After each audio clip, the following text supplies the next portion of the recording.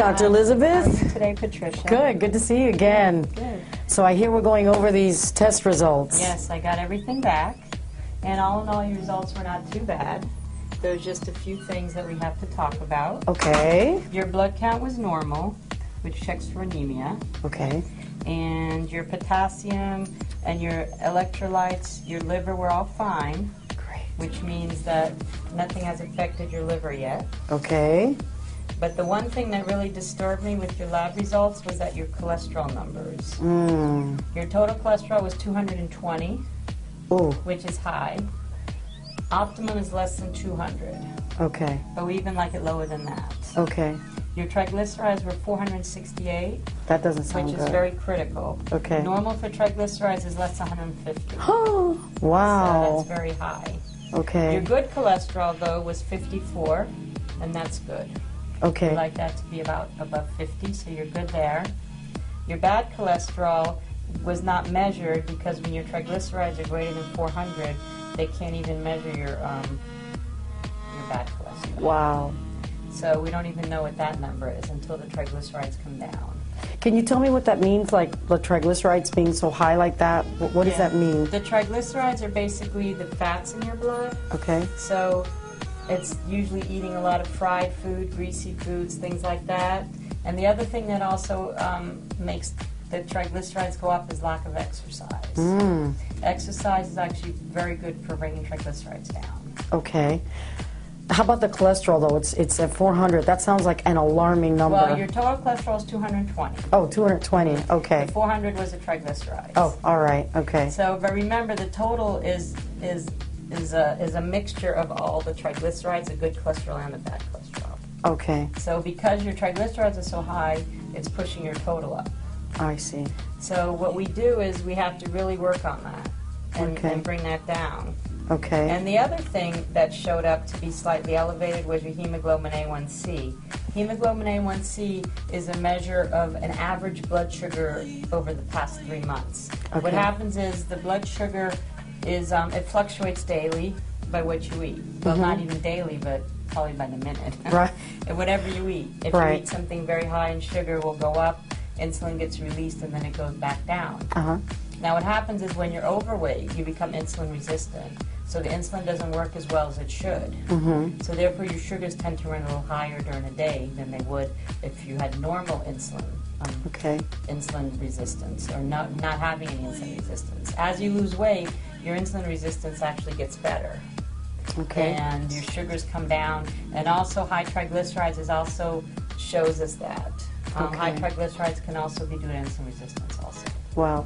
Now let me ask you, because I know that weight gain is directly associated with diabetes. So my big concern was, because of my overweight, am I pre-diabetic? And if that's the case... Well, there's not... Pre-diabetic is not really a term we like to use too much. Okay. We like to use being at risk for diabetes. Okay. Because you're either going to get it or not. So pre-diabetic, people say, oh, I'm pre-diabetic, it doesn't mean anything. That's why we don't like to use it. All right. Now, when there's a scale. When your A1C is elevated and the normal is less than 5.7.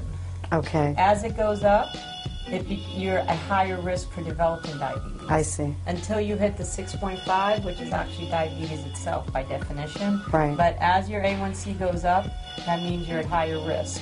So right now you're at 5.8, so you're still kind of on the low side, but you're still at increased risk for developing diabetes. All right. You don't actually have it yet. Okay. Which is good news. Right. So you can still stop the process. And by actually stopping the process is by losing weight. That's going to be the key. Right. So as I lower my weight... Right. Okay. Your A1C will come down. Excellent. Your triglycerides should come down too. Okay. And all the numbers should fall into place. Excellent. And there's one more value that we have to talk about. That's the vitamin D level. Oh, your vitamin D level was low. Really? Living in Florida, that's odd, huh? Okay, and I don't use sunscreen. Well, you should use sunscreen anyway. I know, you're right. But even when you have dark skin, you still are at risk for skin cancers. Yeah. Any shade of skin. Okay. Skin cancer, because the UV light actually does damage your skin, no matter if you're like you have darker skin, or even like me, I'm very fair. Right. Mine is more sensitive because I'm fair, but even skin that's a little darker like yours will, you can still get skin cancers because the sun can still damage it. So how do I improve the vitamin D? Well, the only way to improve vitamin D really is to take supplements. Oh, okay. We have the Gabi Rose line of supplements, which is actually pharmaceutical grade supplements. Okay. No additives, no artificial colors, and we make sure that they're all pure. Okay. And we know that when they say 1,000 units, there's actually 1,000 units in a pill. Okay. When you buy stuff over the counter, you don't always know, because FDA doesn't always regulate over the counter stuff. Really? Like stuff. That's interesting. So this is the vitamin D. Okay. It's 1,000 units. All right. And at this point, I'm going to recommend that you take 2 a day. All right. 1 in the morning, 1 in the evening. Okay. And that's to bring up your vitamin D level. All right. Usually we check it again in about 3 months to make sure that it's enough. Okay. If you need to take more, then we increase the dose at that time. Okay, and this has 1,000 IUs. What does IU stand for again? Units. Okay. Yeah, different vitamins are, some they dose in milligrams, some they dose in units. It's just the way that they measure the amount of drug that's in the pills. Okay, terrific. And then the other thing with the triglycerides, of course, the diet and exercise are very important. Okay. Ignore that. But fish oil is very good for bringing down triglycerides. Fish oil is good for that. It's good for your brain. It's good for your skin. It's really a good overall supplement to have. Okay. And we have omega mines, which is a omega-3, which is a fish oil, and it has no additives, no mercury, which is very important when you buy fish oil. Right. Because they do make it from fish, and you do sometimes get mercury in the pills. Okay. So whenever you buy fish oil, you always have to make sure that it's mercury-free. Okay. It's not always on the label, so it's tough. Okay. This one is 1,000 milligrams. All right. The recommended dose that we start with is 1,000 milligrams 3 times a day. Okay.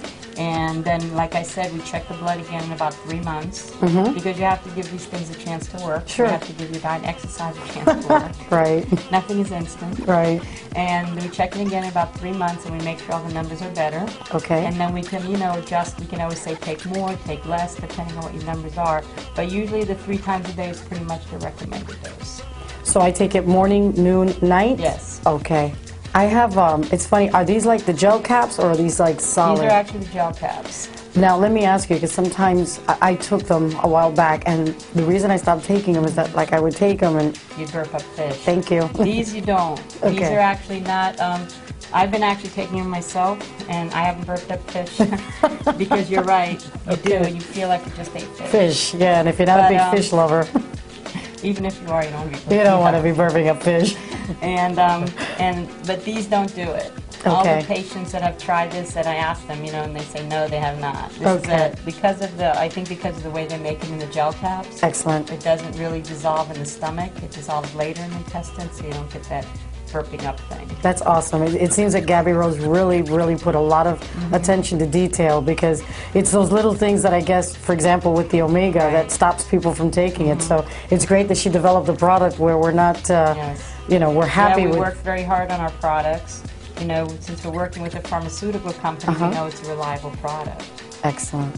All right, Dr. Elizabeth, thank you so much. You're wonderful. welcome. And I guess I'll be seeing you for my weigh-in and again next week when we see how my progress is going. Okay. Thank you very much. You're welcome.